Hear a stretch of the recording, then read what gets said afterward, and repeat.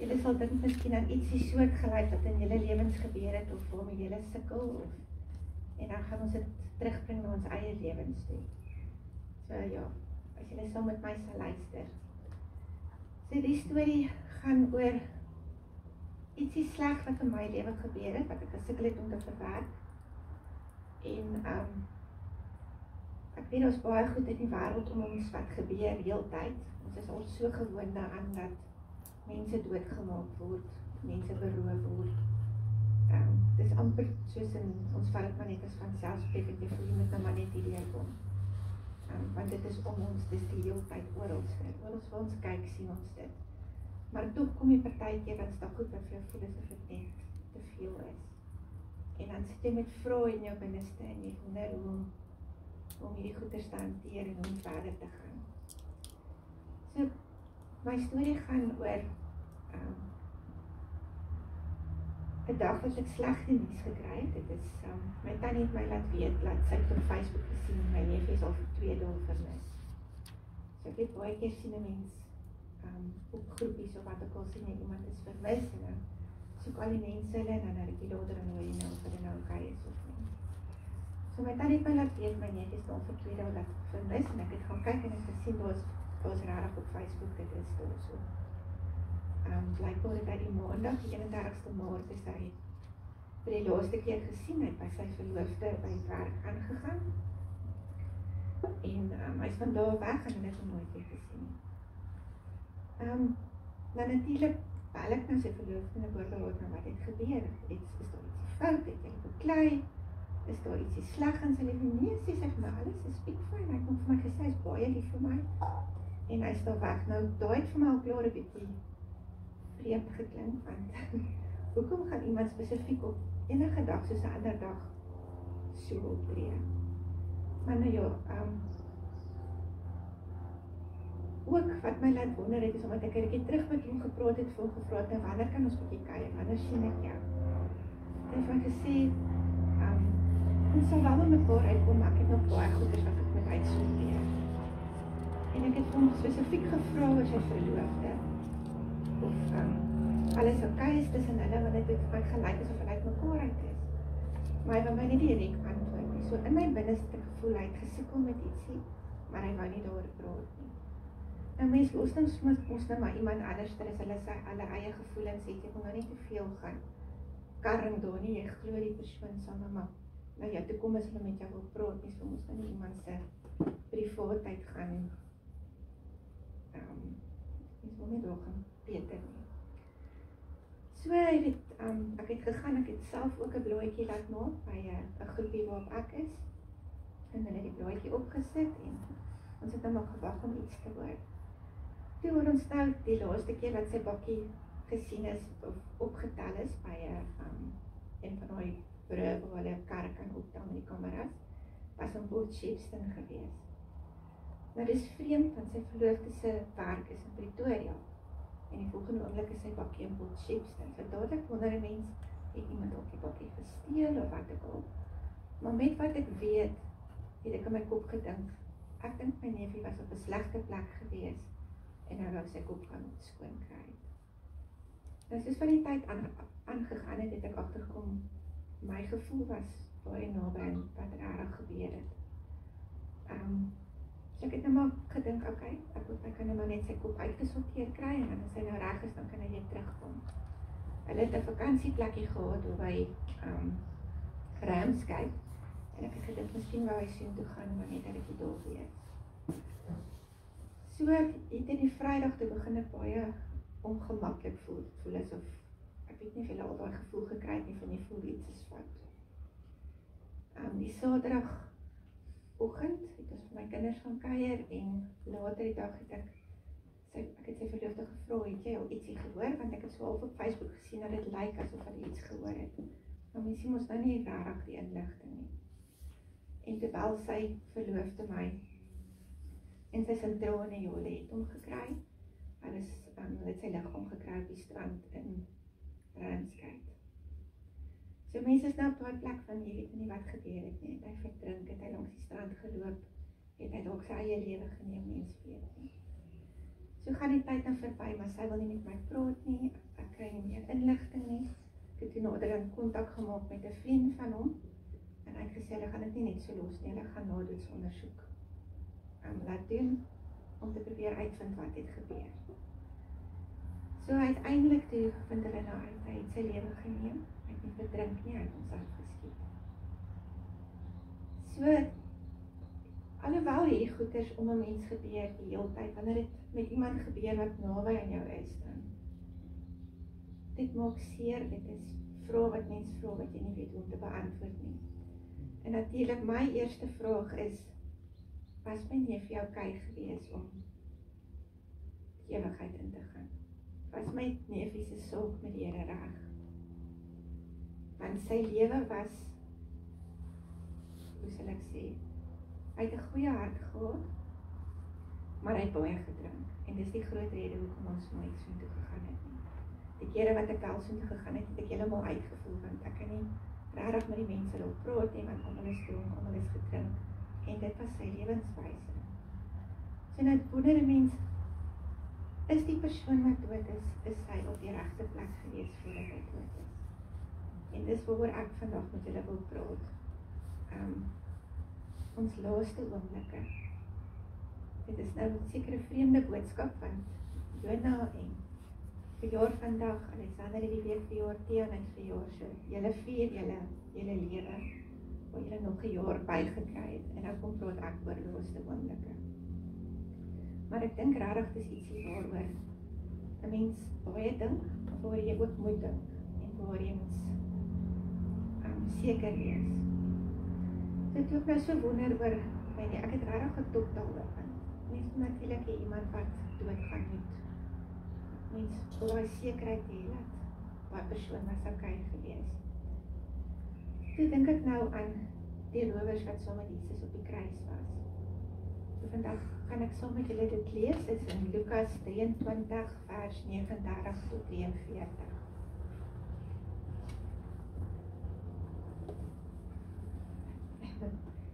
Goed, een van die kwaaddoeners wat opgehang is, het hom gesmaak en gesê, as u die Christus is, verlos u self en ons.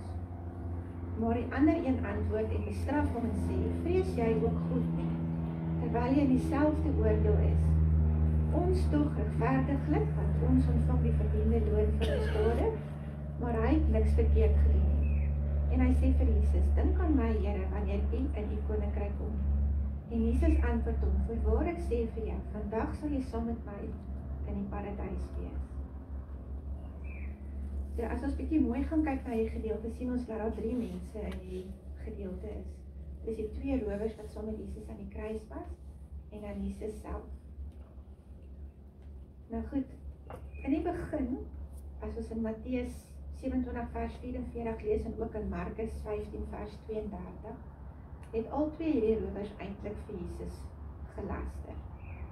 Maar dan in Lukas lees ons dat net van die een rower wat hom gelaster het. En hy het so ver gegaan om te sê, Jesus, red jouself en vir ons, want jy sê ons dat jy is die koning. So ergens het daar ietsie gebeur met die tweede rower. Albei van hulle het hulle straf verdien, albei is gekruisig vir 'n goeie rede, maar op die kruis, terwyl hy die kruis gehang het, in sy laaste oomblikke, het een van die rowers 'n verandering van hart gehad. Want hy gaan, en toe hierdie ander misdadiger teen Jesus praat en hom laster, toe sê hy op 'n stadium vir hom, respekteer jy die Here nie, respekteer jy God nie, vrees jy ook nie vir God nie. So basies sê hy vir hom, jy is besig om teen God te praat. So hy het tot 'n besef gekom dat hierdie man Jesus wat saam met hulle gekruisig is anderster. Hy is nie iemand met wie jy sommer net kan spoed nie. Hy het actually besef dat ons praat nou teen God, as ons hierdie man laster, praat ons teen God. En hy sê vir die ander rower, ons lees hierso omdat ons dit verdien, maar hierdie man verdien dit nie. So daar in die kruis het hy ook besef wie Jesus is, dat Jesus nie daar is omdat hy sleg is nie, maar omdat hy vir 'n beter rede daar is. En hy het geglo dat Jesus die koning is, want hy sê vir hom, as jy in die koninkryk kom, dink aan my. So erken dat Jesus 'n koning is, eintlik die koning is, en hy sê, as jy in die koninkryk kom, dink aan my. Ook glo hy op hierdie stadium in die ewige lewe, want hy glo dat as Jesus dood is, gaan hy weer lewe, nadat hy nou dood gegaan het, want hulle al drie gaan nou sterf. So in daai rukkie wat daardie man aan die kruis gehang het hy tot bekering gekom. Ek het bietjie gaan oplees, en hierdie is seker een van die enigste gedeeltes waar hulle praat van 'n sterfbedbekering. Iets wat met jou gebeur net voordat jy doodgaan. En wat sê Jesus vir hierdie man wat saam met hom aan die kruis is? Hy sê, voorwaar ek sê vir jou, vandag sal jy saam met my in die paradys wees.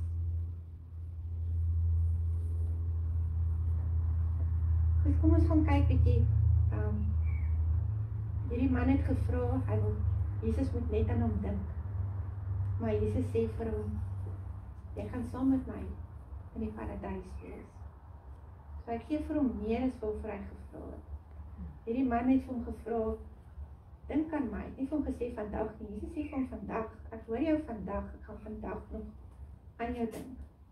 En dan ook het hy gesê, jy gaan saam met my in die paradys wees. So paradys het ek gaan kyk, is dieselfde woord oorspronklik, paradisos, is dieselfde woord wat gebruik is vir die tuin van Eden, in Genesis 2 vers 8. En die mense vertaal dit om te beteken, as 'n toestand van saligheid. En dit is wat Jesus vir hierdie misdadiger beloof het. So Jesus antwoord hierdie misdadiger heeltemal ver bo sy verwagting. Dan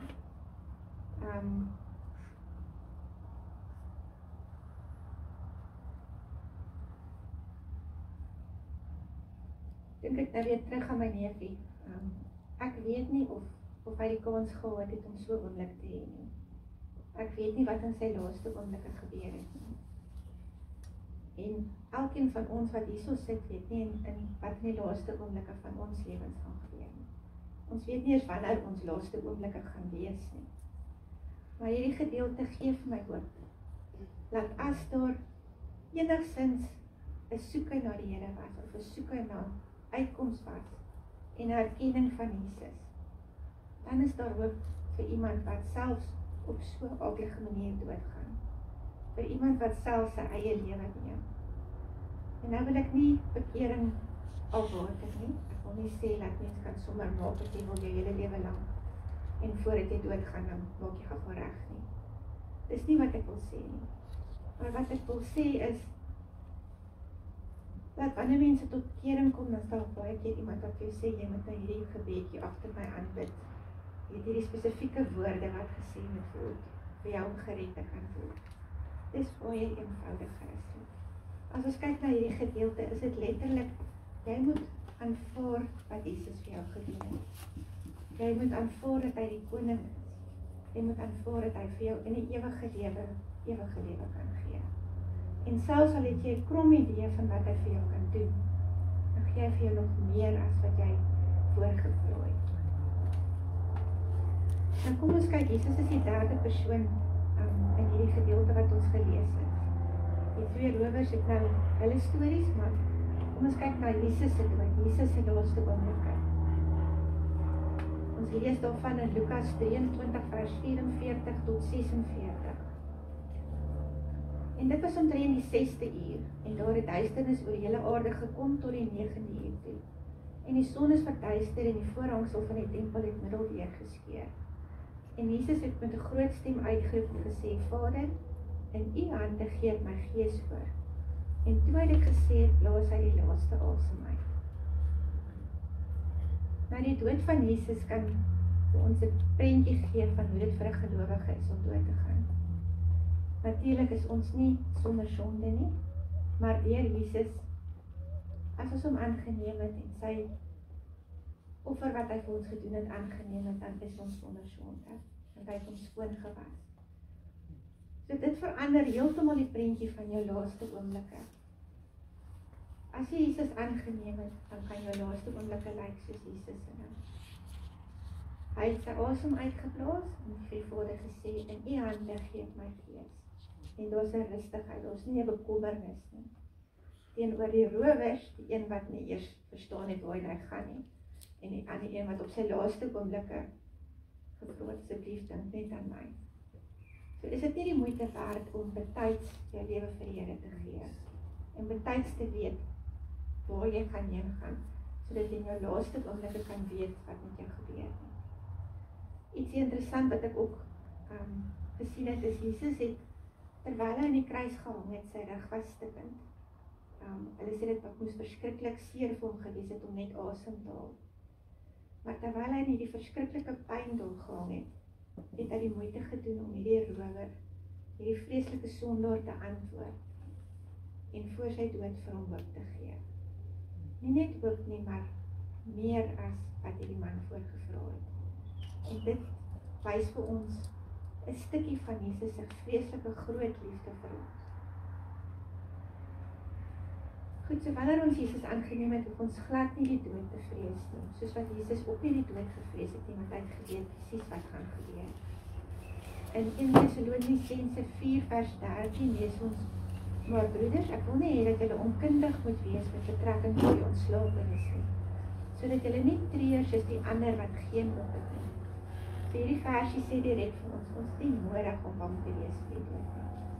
Maar ek dink almal van ons is maar, ek dink nie mense sien uit aan hom dood te gaan nie, want dit is onbekend. Jesus maak dat jy nie hoef bang te wees daarvoor nie, maar dit is nog steeds vir ons onbekend. Maar terwyl ek hierdie sê van dat ons nie hoef bang te wees vir die dood nie, wil ek dit net weer duidelik maak. Dit is vir gelowiges. As jou saak reg is met die Here, dan hoef jy nie bang te wees vir die dood nie. Mense kom op soveel begrafnisse en dan hoor die persoon wat dood is, word so besing, dat die naderhand nie weet, is ek by die regte begrafnis nie. Die goeie goed wat hulle van iemand sê wat dood is naderhand so, dat dit is nie eers daai persoon wat hulle beskryf nie. Ons is nie een goed genoeg om die ewige lewe te kry nie. Niemand nie. As dit nie vir Jesus was nie, dan sou nie een van ons ooit onreg gewees het om die ewige lewe te kry nie. Maar soos met hierdie rower aan die kruis, dis hoekom ek nou gesê het, ek dink dit is een van die enigste verse wat wys na bekering op die laaste oomblikke. Want as ek dink aan Jesus se gelykenis van die verlore seun, het ons ietsie baie soortgelyk van gelees. Die verlore seun wat besluit het om sy eie ding te doen, om sy pa se erfborsie te gaan verkwis en op te mors, terwyl sy broer het die hele tyd die regte ding gedoen. Maar die verlore seun het besluit, ek wil my eie ding doen. En toe hy sien, maar hierdie dinge werk nou nie uit nie, toe gaan hy terug na sy pa toe. En sy pa het hom met oop arms ontvang. So daai laaste rukkie van sy lewe, sy pa het hom met oop arms ontvang, hy kon toe nou weer by sy pa wees, sy lewe is reggestel. Hy het 'n klein rukkie wat hy reg gedoen het, terwyl hierdie broer van hom die hele tyd alles reg gedoen. Dan klink dit mos baie onregverdig. Hoekom moet mense nou al regmaak en nou al hulle harte vir die Here gee, terwyl party mense op hulle sterfbed hulle harte vir die Here kan gee en ook gedied word? Maar eintlik is dit nie onregverdig nie, want jy gaan jou hele lewe lank deur met die wete van, ek is nie alleen nie. Daar's iemand wat saam met my is. Ek hoef nie bang te wees vir die dood nie. Ek hoef nooit op daai plek te kom waar ek my voel, alles is te veel, ek moet 'n einde hier maak nie. Want jy weet, al is dit vir my te veel, ek het 'n Vader in die hemel wat vir my is. Ek is nie alleen nie. So dit is eintlik nie onregverdig nie. Om 'n gelowige te wees en om jou hart vir die Here te gee, is nie 'n straf nie. Dit is eintlik 'n wonderlike voorreg. Eerder is wat jy in die laaste oomblikke ingaan en doodbang is, of jy sterf opslag en jy kry nooit die kans om reg te maak. Goed, so ek het ons gelees in 1 Tessalonisense 4 vers 13. As ons verder lees, dan gaan hierdie gedeelte oor die wegraping.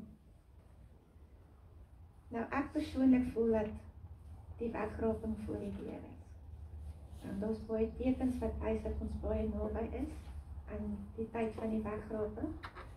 As julle met my wil stry, is okay, ek persoonlik glo ons is baie naby. Ek weet mense praat altyd van die 11de uur. Vir my voel dit ons is by 5:12. Ons is so naby aan die wegraping. En dis hoekom ek hierdie deeltjie vir julle wil lees, maar vandag se boodskap van die laaste oomblikke pas ook hierby in. Want as ons bevoorreg genoeg is om te lewe terwyl die wegraping gebeur, gaan ons laaste oomblikke wees om saam met ander gelowiges in die hemel opgeneem te word. Goed, kom ons lees verder. 1 Tessalonisense 4 vers 14. Want as ons glo dat Jesus gesterwe en opgestaan het, dan sal God ook, soos die wat in Jesus ontslaap het, saam met hom bring. Want dit sê ons vir julle deur die woord van die Here, dat ons wat in die lewe oorbly tot by die wederkoms van die Here, die ontslapenis hoegenaamd nie sal voorwees nie. Want die Here self sal van die hemel neerdal met 'n geroep, met die stem van 'n aartsengel en met die geklank van die bassein van God. En die wat in Christus gesterf het, sal eerste opstaan. Daarna sal ons wat in die lewe oorgebly het, saam met hulle in die wolke weggevoer word, die Here tegemoet in die lug. En so sal ons altyd by die Here wees. En dan sê vers 18, bemoedig mekaar dan met hierdie woorde. Goed, so hierdie gedeelte beskryf wat gaan gebeur met die wegraping. Die mense wat reeds gesterf het, wat sy lewens reg was met die Here, hulle sal eerste opstaan. So daar gaan moontlik mense wat lankal dood is in die strate rondloop. Hulle gaan eerste opstaan en daarna gaan almal wat hulle harte vir die Here gegee het, gaan saam opvaar na die hemel toe. En julle ek dink daar gaan soos in 'n oomblik gebeur. Daar gaan die kans wees om gaan jou lewe reg te maak as hy dan nog nie reg is. So moenie wag tot die laaste oomblik as jou lewe nog nie reg is nie. En as jy iemand ken, 'n vriend, 'n familielid wat sy lewe nog nie reg is nie, praat ernstig met hulle. Want miskien is daar niemand anders wat met hulle gaan praat nie. Dan gaan julle wonder soos ek wonder, is daai persoon se lewe reg gewees voordat hy dood is? Of wanneer die wegraping kom? So, my boodskap vandag is nie om jou te laat wonder oor of jy goed genoeg is en of jy verdien om gered te word nie. Ek wil nie met jou laat, jy moet twyfel oor of jy regtig gered is nie. Ek wil nie met wonder oor of jy goed genoeg is nie. Want soos ek net nou gesê het, nie een van ons is goed genoeg. As jy jou hart vir die Here gegee het, dan het sy liefde jou gered. Dan is jy op die regte plek. Al wat jy moet doen is stappie vir stappie aangaan saam met die Here. Maar as jou lewe nog nie reg is nie, as jy nog nooit by daai plek gekom het wat jy gesê het, Here, ek aanvaar U as my God, as my koning, as die koning van my hart. As jy dit nog nie gedoen het nie, moenie wag nie. Doen dit nou. Doen dit so gou as moontlik. Goed, ek het nog 'n liedjie. As daar iemand is wat gebed wil hê, kan ons julle bid. Julle kan net julle hand oplig. Anders kan ons almal miskien net of die liedjie saam sing, as julle die woorde ken en die liedjie ken, of net luister. Maar ek wil julle vra om asseblief ernstig te dink oor waar is jou lewe wanneer dit kom by 'n verhouding met die Here? En waar is die mense saam met jou in hulle lewens? Is dat dalk iemand met wie jy ernstig moet gaan praat en by hulle pleit om reg te maak voordat dit te laat is? Voordat ons in ons laaste oomblik is. Kyk, jy kan maar aansit.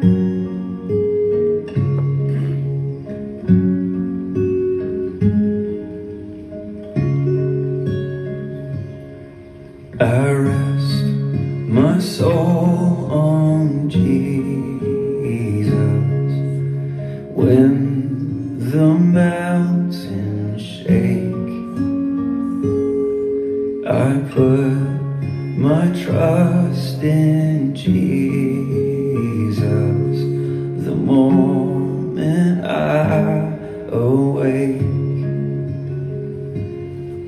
And when my soul is lost at sea, He will be my rock,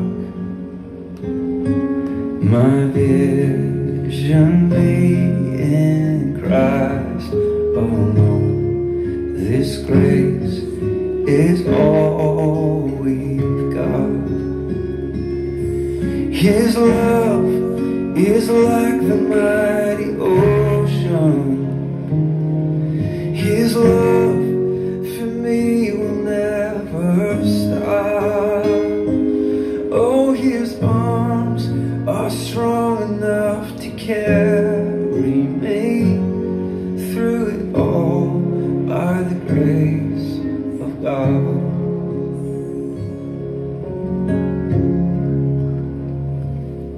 So high upon His shoulders, safely brought this far, helper of my helpless soul, the King of broken hearts.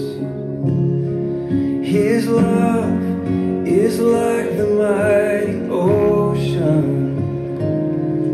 His love for me will never stop. Oh, His arms are strong enough to carry me through it all by the grace of God. You are the passion of my life, Lord Jesus. You are the song within my soul, my strength, my hope, my all in all is You, Jesus, You.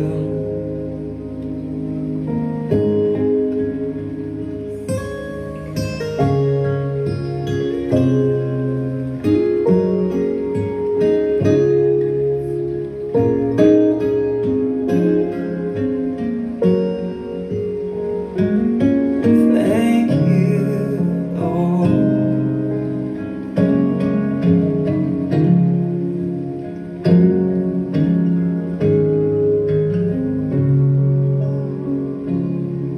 When breath grows still and night draws near, I will not be afraid.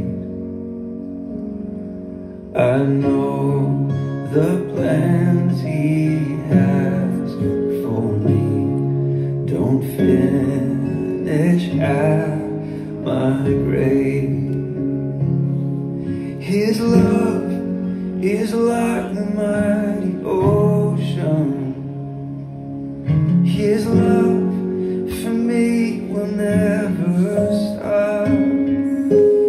Oh, His arms are strong enough to carry